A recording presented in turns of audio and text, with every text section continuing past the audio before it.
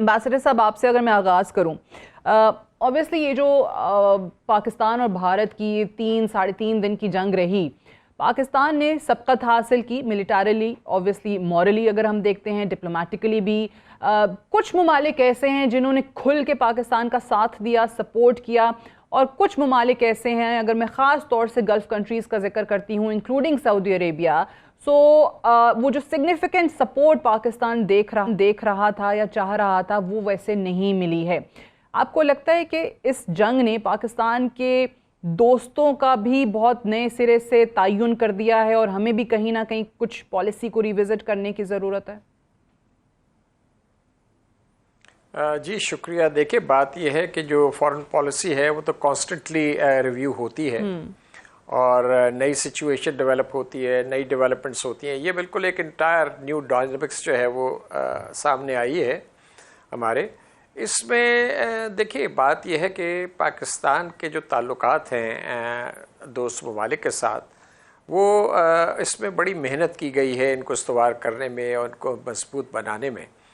तो ज़ाहिरी बात है कि हर मुल्क जो है अपना इंटरेस्ट सामने रखता है और दोस्ती भी निभाता है और साथ साथ अपना नेशनल इंटरेस्ट भी सामने रखता है और एक पोजीशन लेता है।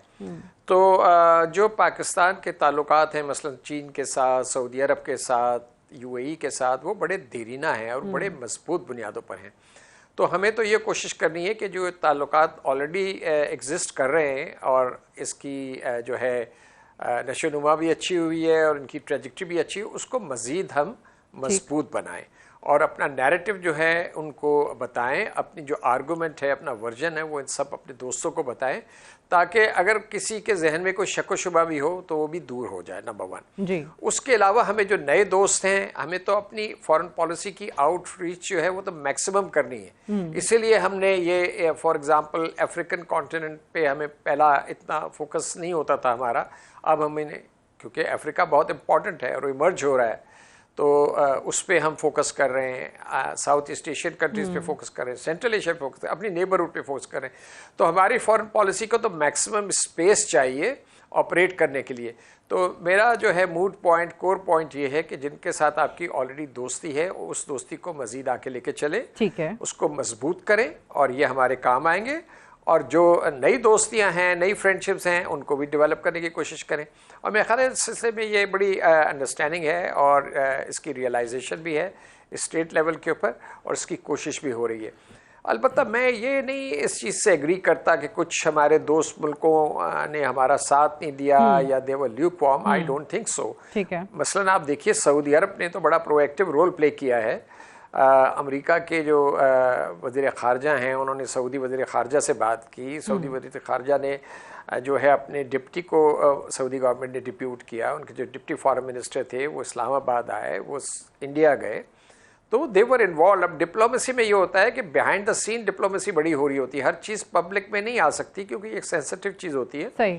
तो लेकिन ये मेरा ख्याल है कहना दुरुस्त नहीं होगा कि हमारे दोस्तों ने उस तरह हमारा साथ नहीं दिया। मेरा ख्याल है हमारे दोस्त सऊदी अरब और चीन और अज़रबैजान, तुर्की, ये सब हमारे साथ खड़े हुए थे। और उसमें ये है कि हमारा नैरेटिव जो है वो यानी कि चला और इंडिया का नैरेटिव उस तरीके से There were no takers for India's narrative as such. बिल्कुल सही। अच्छा एम्बेसडर साहब, एक तरफ ऑब्वियसली जब हम ये देखते हैं कि how to deal with this evolving threat matrix from India militarily, वहाँ पर डिप्लोमेटिकली भी इससे डील करने की बात की जाती है। पाकिस्तान ने माजी में भी इंडिया के ख़िलाफ़ जो शवाहिद हैं, जो डोजियर्स हैं, वो इंटरनेशनल प्लेटफॉर्म्स पे मुहैया किए हैं। अब आप किस तरीके से लेकर इस चीज़ को चल सकते हैं, चाहे वो यूनाइटेड नेशंस है, सिक्योरिटी काउंसिल है, फिर FATF के महाज पे सफारती तौर पे कैसे अपना मुकदमा लड़ा जा सकता है मज़ीद बेहतर? देखिए, अगर हमारा एविडेंस क्रेडिबल है जी और वो है हमारे पास कि इनकी इन्वॉल्वमेंट जो है वो बलूचिस्तान में है और मुख्तलिफ जगहों पे प्रॉक्सीज के ज़रिए है, और I am sure when we present credible evidence before the international community, तो वो हमारा जो नैरेटिव बिकेगा, बड़ी बात।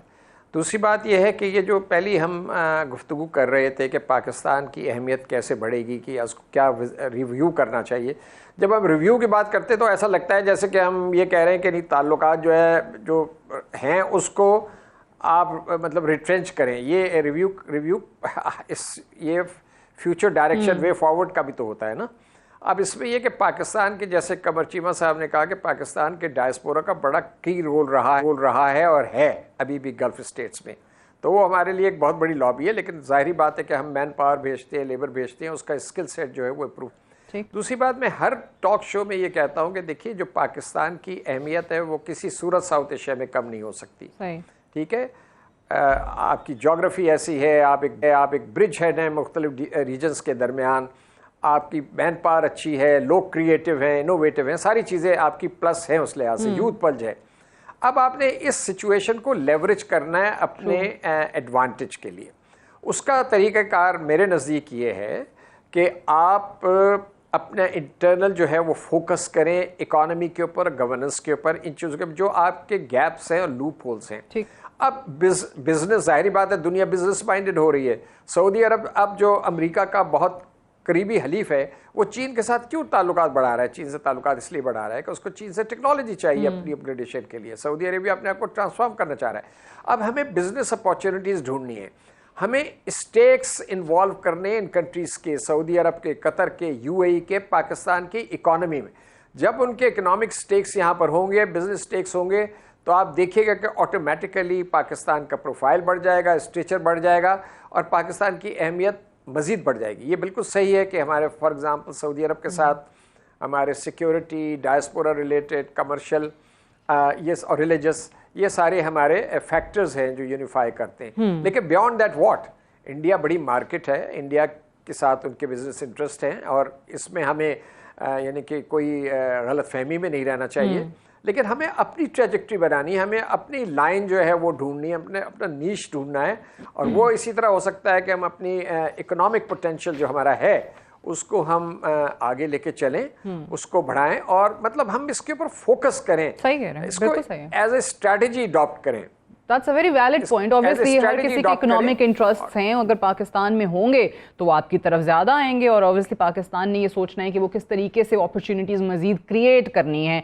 डॉक्टर चीमा, अब इंटरनेशनल कम्युनिटी की तरफ से इस वक्त आपको क्या लगता है, क्या रिस्पॉन्स आ सकता है? प्राइम मिनिस्टर साहब ने एक डेलीगेशन बना दिया, बिलावल भुट्टो जरदारी को और बाकी लोग जो हैं उनको कहा कि जी आप जाएँ पाकिस्तान का मुकदमा लड़ें और ख़ास तौर से जो भारत ने अभी किया है उस पर बताएँ। So what is expected of that? क्या देखिए, पहली बात है, एक तो इंडिया क्योंकि डेलीगेशन भेज रहा है तो पाकिस्तान भी भेज रहा है, तो इंडिया, वो दुनिया इसको एक ऐसे कह रही है कि बैलेंस कर रही है। और ये हर दौर में होता ही रहता है, डेलीगेशन जाते ही रहता है। मेरा ख्याल है कि ये थोड़ा हमने एक तो ये कि ये डेलीगेशन तो चला जाए, लेकिन हमें अपनी पोजीशन को कंसिस्टेंट रखना चाहिए। एक बात तो ये ठीक है। दूसरा ये है कि देखें, आपके मुल्क के अंदर वाकई दहशतगर्दी हो रही है, वहां पे अगर एक वाकया हुआ, लोकल्स ने वहां पे किया, वो मुतासर हैं,